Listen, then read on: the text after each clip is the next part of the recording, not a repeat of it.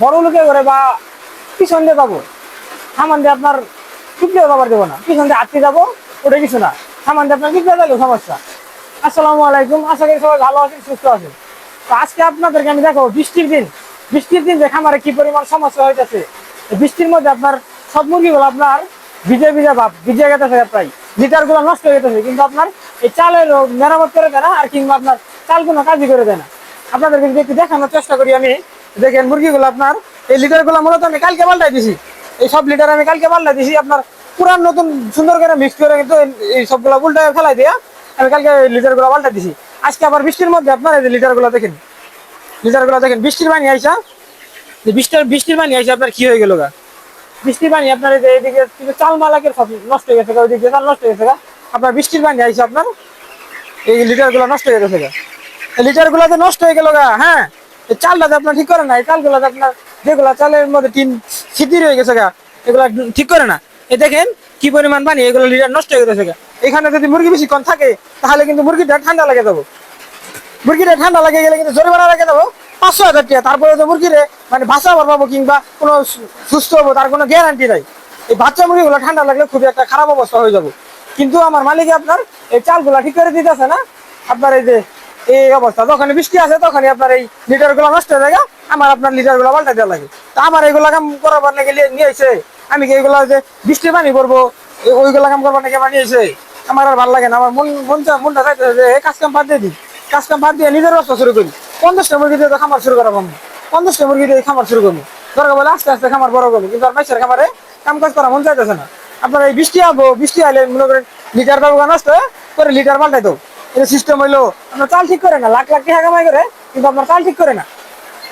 চালের মধ্যে মনে করেন 500,000 টাকা লাগবে, আর বেশি তো লাগবো না।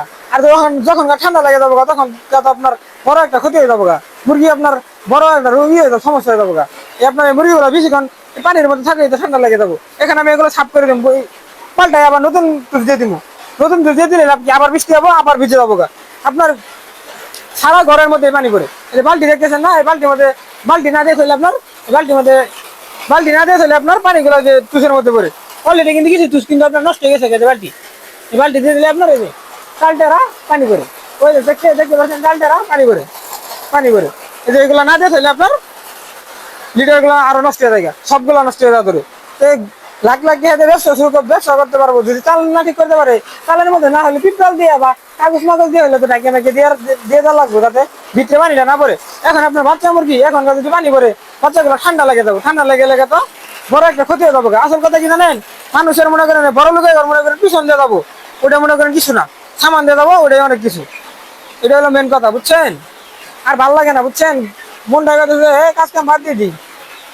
এই যে বাল্টি না দিয়েছিল আপনার বাল্টির মধ্যে পানি পড়ে চালগুলা মিস্ত্রি ঠিক করে দিয়ে গেলো, ঠিক করে দিব, ওই পানি বেড়ে গেল। এই বাল্টি এখানে মুরগি হয়ে গেছে, মুরগি বাচ্চা বড় হয়ে গেছে, বাল্টি দিয়েছিল কি বাল্টি থাকবো, বাল্টি উল্টাই দেয়, এই পানি বেড়ে গেল, লাভ কি হইলো? কোনো লাভ হইলো? একটা কথা আমি আপনাদেরকে বলতে চাই, আপনারা যারা খামার করেন কিংবা খামার করতে চান, খামারের মধ্যে কোনোদিন অবহেলা করবেন না, কোনোদিনও অবহেলা করবেন না। প্রয়োজনে আপনি মনে করেন ঘরের মধ্যে চাল না, ঘরের নিজে যেখানে থাকবেন সেখানে পানি করুক, সমস্যা নাই। কিন্তু আপনার খামারে যাতে কোনো প্রকার মানে এরকম সমস্যা না হয়। আপনাদের খামার থাকবে চকচকা, খামার থাকবে সবসময় ভালো। খামার যেটা দিয়ে আপনার পেটের মধ্যে ভাত যায় সেটা দিকে আপনি নজর দিবেন না, নাকি নজর দিবেন না? যেটা দিয়ে আপনি যে ব্যবসা দিয়ে আপনার পেট চলতেছে, আপনার পরিবার চলতেছে, সেই ব্যবসা আপনি মনোযোগ না দিয়ে অবহেলা করবেন, এটা তো ঠিক না। এগুলো মনে করেন আর ভালো লাগে না। আমি মনে করেন বাচ্চা নিয়ে আসে থেকেই কিছুদিন পর থেকে আপনার যখন এই বুটিং যখন বড় করে দেওয়া হয়েছে, জায়গা যখন বড় করে দেওয়া হয়েছে, তখনকার থেকে আপনার এই সমস্যা। এই লিটার গুলো নষ্ট হয়ে যায়, লিটার গুলো নষ্ট হয়ে গেলে বারে পাল্টানি সম্ভব? দিনে 2 দিন বের করে দিতে, বৃষ্টি হয় 2 দিন বের করে পাল্টাই দেওয়া সম্ভব? এটা তো হইলো না। দেখেন আপনার এই যে লিটার গুলো ভিজে গেছে, এই লিটার গুলো ভিজে মনে হয় যে ওই দিক যে টেরা আছে, কাল ওই দিক যে টেরা, এই যে দিক যে পানি আয়, এই যে দিক যে পানি আয়, ওদিক দিয়ে পানি আয় আপনার ঠান্ডা লেগে তো মুরগি ঠান্ডা লেগে গেলে একদম ভাও চিন্তা। এখন মনে করে নাকি 500,000 টাকা নাই, 500,000 টাকা নাই যাবো, তারপরে মুরগি আপনার কি সারে কি ধুলা দরকার। তো আসল কথা আমি বললাম যে বড় লোকে করে বা পিছন দিয়ে যাবো, সামান দিয়ে আপনার টিপলেও যাবার দেবো না, পিছন দিয়ে আটকে যাবো, ওটা কিছু না, সামান দিয়ে আপনার টিপলে যাইলেও সমস্যা। তো যাই হোক, আর কিছু আমি বলবো না, আমার এখন কি করার, বাটে করছি, কাজ করতে হবো। যাই হোক, বেশি দিন আর কাজ করবো না ইনশাল্লাহ, খুব দ্রুত তাড়াতাড়ি এখান থেকে বের হয়ে যাবো। বের হয়ে নিজের খামার শুরু করবো। দরকার বলে 100 মুরগিতে খামার শুরু করবো, 50টা মুরগিতে খামার শুরু করবো। প্রয়োজনে দরকার বলে অন্য মুরগি পালন করবো, লেয়ার মুরগি পালন করতে হবে এমন কোনো কথা আছে?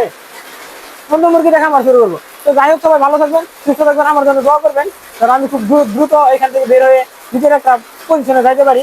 তো সবাই ভালো থাকবেন, সুস্থ থাকবেন, টাটা, বাই বাই, আল্লাহ হাফিজ।